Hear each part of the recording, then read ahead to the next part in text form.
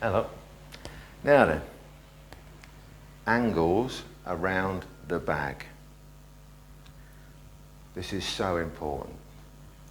All the time I see people on the bag and they're here and they bang, bang, bang, bang, bang, bang, bang, bang, move off and they look quite nice and bang, bang, bang, bang, bang, move off, they look quite nice, bang, bang, bang, bang, bang, bang, they look quite nice.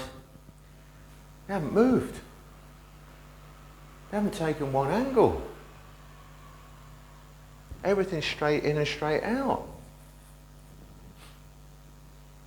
Have you ever known a fight where all you ever do is have to do that and never have to move? You ever seen a fight like that? Doesn't happen, does it? So I want you to start thinking about angles when you're training the bag. You've got to imagine that this is a person. So you've got to visualize that in your head, that it's a person. And would you walk to somebody straight in like this to fight every time? Straight back out. Straight in, straight back out. Or would you be moving around looking for angles on them, trying to find a way in?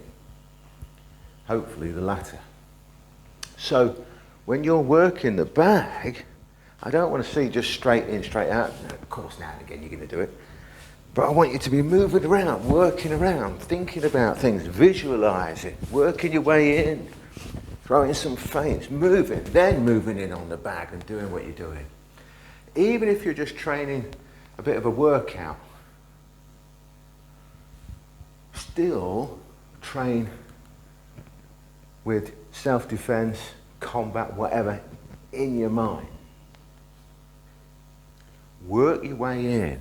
Find a way to get there before you even hit the bag. Then, and I keep saying this because it's important, work your way out. Because if you don't work your way, if I've finished punching here and I'm used to just stopping on the bag and going like that, backing up. Imagine doing that in a fight. You finish punching, nothing's working for you, and you go, oh, that was no good, walk back like that.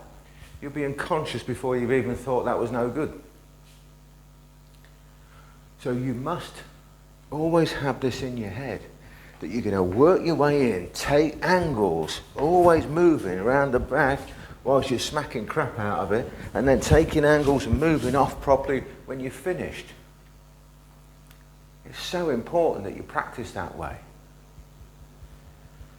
You must practice the way you expect to perform.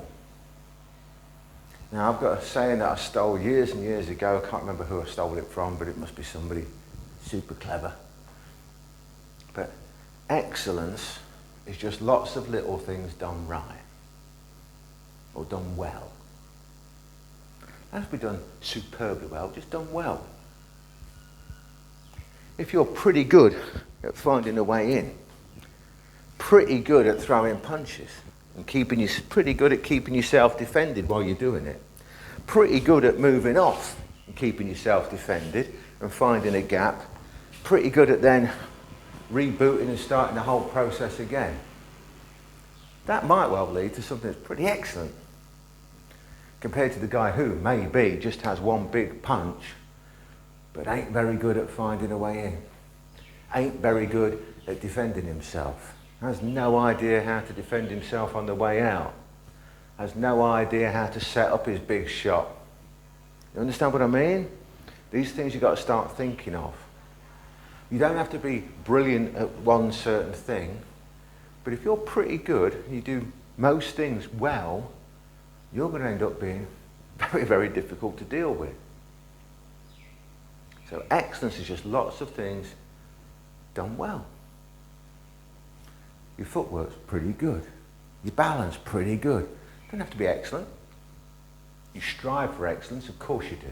You always want to be the best you can possibly be in every possible area, knowing that you can never achieve perfection, but you go for it.